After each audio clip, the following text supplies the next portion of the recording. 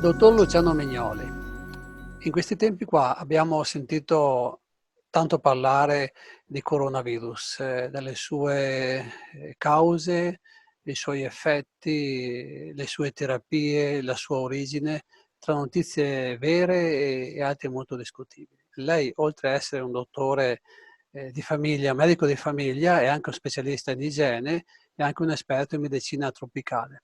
Cosa pensa del coronavirus, ad Sì, esempio della sua origine? è venuta fuori un'ipotesi un po' forte e spinta però solamente dal gruppo di Trump, degli americani, questa che il coronavirus sarebbe stato un virus manipolato sfuggito dai laboratori. Anche qualche altro scienziato illustre, tipo Montagnier, che è stato lo scopritore del virus dell'AIDS, ha detto che ha notato delle strane manipolazioni sul virus. Comunque, la cosa sicura è che però nel mercato degli animali vivi, che è dentro il mercato dei pesci di Wuhan, sono stati trovati tutti i banchi positivi.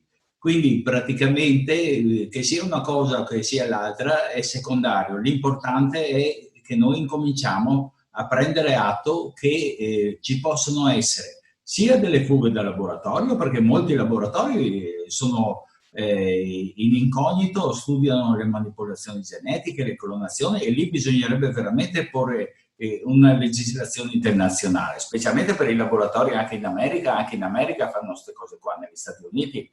E in ogni caso la globalizzazione ci porterà ad avere sempre più queste possibilità di contagio, per cui dobbiamo incominciare ad attrezzarsi, a rendere gli edifici, la vita, le riunioni sempre più consapevoli del fatto che può capitare questo tipo di cose. Quali sono, ad esempio, degli effetti che ha portato il coronavirus all'interno della medicina? E di fronte al coronavirus la medicina si è trovata spiazzata perché non ha una terapia certa. È molto strano perché dopo tutte le esperienze che hanno fatto in Cina di una serie di terapie, non c'è ancora una terapia certa, cioè non c'è uno studio che dica questa terapia funziona, usiamo questa. Ci sono varissime ipotesi, fra quelle finanziate dal Sistema Sanitario Nazionale, l'idrossiclorochina, che è un farmaco che si usa per la malaria, per esempio. C'era anche l'ipotesi dell'eparina, ma l'eparina è in funzione di una coagulazione intravasale, che però esiste anche nella malaria, e nella malaria si cura tranquillamente con l'aspirina e la clorochina. Poi c'è l'ipotesi anche delle trasfusioni di plasma e di alcuni antivirali. Naturalmente sotto c'è una forte guerra perché il farmaco che riuscirà a dimostrare di essere più forte riuscirà ad avere un picco delle vendite, come sarà per il vaccino che dimostrerà una qualche efficacia, che purtroppo ci vuole tempo per dimostrare questo, farà saltare il banco delle vendite, e chi riuscirà a averlo per primo avrà veramente dei grossissimi introiti. E in sostanza questo virus ha portato un po' alla crisi il sistema della globalizzazione e anche da altri punti di vista, ad esempio per quanto riguarda l'aspetto ecologico. Il problema grosso sono gli effetti, perché alcuni medici che studiavano l'ambiente hanno rilevato un accoppiamento fra il numero, fra la presenza delle polveri sottili e l'incidenza del virus.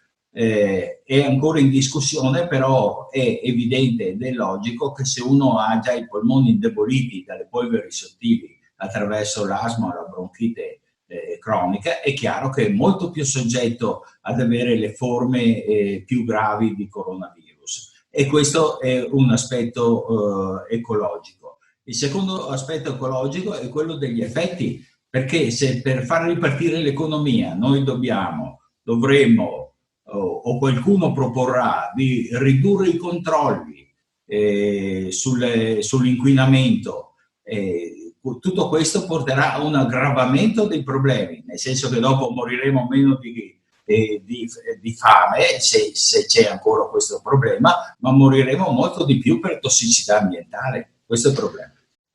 Una E domanda, tornando al coronavirus sempre, È paragonabile il coronavirus a un virus dell'influenza? È simile, è parente, oppure è qualcosa di nuovo?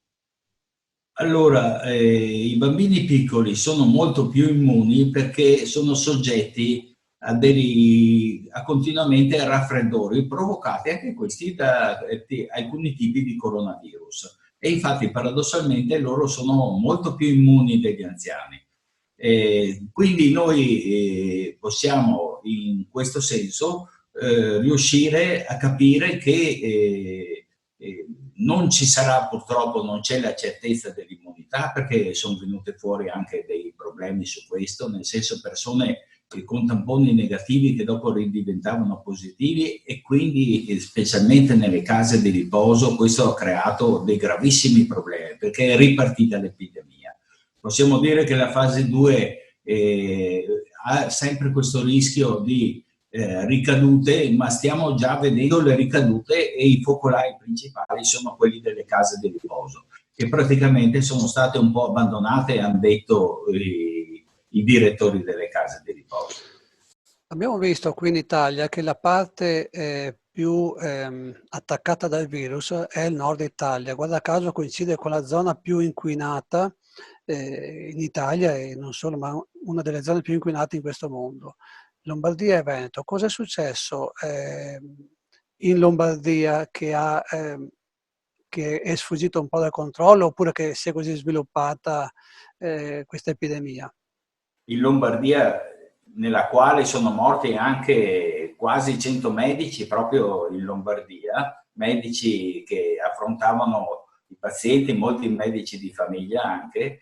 In Lombardia si sta sospettando che il virus sia stato presente già da gennaio, e siccome non c'è un sistema di sorveglianza epidemiologica, perché il centro di sorveglianza epidemiologica nazionale è stato abolito da Ricciardi 2 anni fa, e si pensava che non fosse un problema. Invece la capacità di elaborare i dati subito, la capacità di vedere immediatamente le curve epidemiche che si alzano, le curve di incidenza che si alzano, sarebbe stata importantissima in questo caso. Infatti molta gente si era già contagiata anche con le partite, con i vari meeting, con tutte le situazioni in cui non si sapeva ancora esattamente cosa fare e che ci fosse questo virus. Quindi questo ha determinato, a causa anche delle forme di privatizzazione che ha avuto la Lombardia e anche il Veneto, perché anche il Veneto è un po' fiacco nella forza dei dipartimenti di prevenzione. Sicuramente se ci fosse stato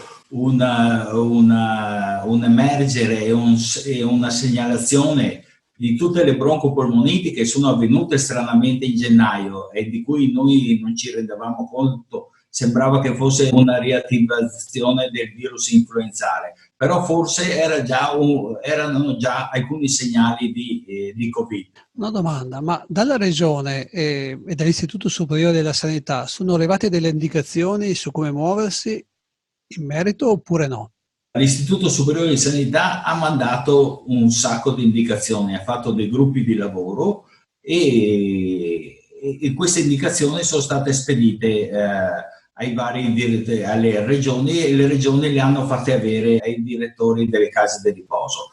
Però queste indicazioni erano carenti su un tema che era il problema degli asintomatici, e non erano previsti nei piani di sicurezza, nei protocolli di sicurezza, per cui non era neanche previsto, come dicevano alcuni direttori delle case di riposo, che ci fossero le separazioni, i distanziamenti, in ogni caso, indipendentemente dal fatto se uno avesse già un Covid dichiarato o meno, ma la situazione di distanziamento, se uno avesse avuto dei sintomi influenzali, avrebbe sicuramente ridotto il numero dei morti, che è lo stesso molto pesante all'interno delle case di riposo. Le disposizioni sanitarie per la fase 2 sono sufficienti? Cosa ne pensa? Il problema è questo, che quando non si sa esattamente che tipo di comportamento dal punto di vista delle precauzioni sanitarie usare, allora si preferisce adottare un sistema di coercizione sanitaria generalizzata, tipo quella del stare in casa, tipo anche le mascherine. Le mascherine, per esempio, se sono usate continuamente, non hanno molto senso. Hanno senso se uno si avvicina a delle persone, perché queste potrebbero anche starnutire, potrebbero anche tossire, e hanno senso anche se si vuole parlare alle persone a 1 metro di distanza. Ma se uno, per esempio, corre, non può assolutamente mettere una mascherina, la metterà quando incontra qualcuno e non riesce a tenere le distanze, perché sennò altrimenti gli aumenta l'ipossemia. C'è già stato un caso di infarto, appunto, di ipossemia di un anziano. E dopo la storia dei guanti, di tenere i guanti costantemente, questo crea un grossissimo problema, perché praticamente tenendo sempre i guanti e non utilizzandoli solo quando si entra nei luoghi chiusi, significa che i guanti sono sporchi e sono contagiosi, quindi non si riesce, c'è una contraddizione, si cerca di tamponare con queste misure che sono estremamente coercitive una situazione che si conosce poco. Naturalmente però c'è tutta una categoria a rischio, che sono quelli purtroppo che lavorano nelle case di riposo, i loro parenti, quelli che sono andati a trovare questi anziani poveri, per cui bisogna un attimo essere prudenti. Diciamo così che precedentemente il fattore di rischio era essere stato a contatto di qualcuno che fosse stato in Cina, adesso il fattore di rischio purtroppo è chi lavora nelle case di riposo, chi vive nelle case di riposo e i parenti di queste persone qua. Questo è il discorso. Sicuramente nella fase 2 bisogna ricominciare a vivere una vita normale, e questo sarà possibile solo grazie al mantenimento di alcune regole.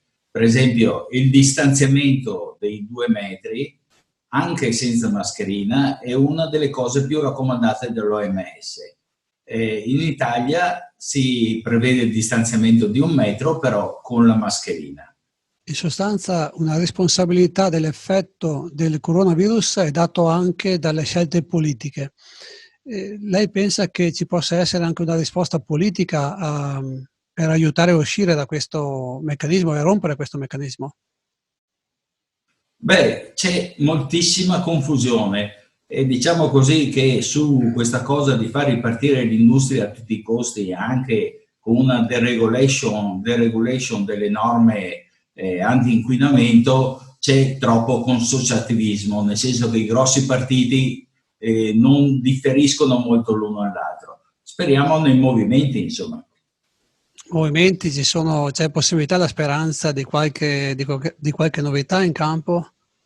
Forse adesso faticosamente i movimenti si stanno mettendo insieme dietro una sigla di Veneto Verde. Vedremo se si riuscirà a partorire una situazione che possa esprimere veramente le realtà, invece che le realtà sopite dal consorzialismo.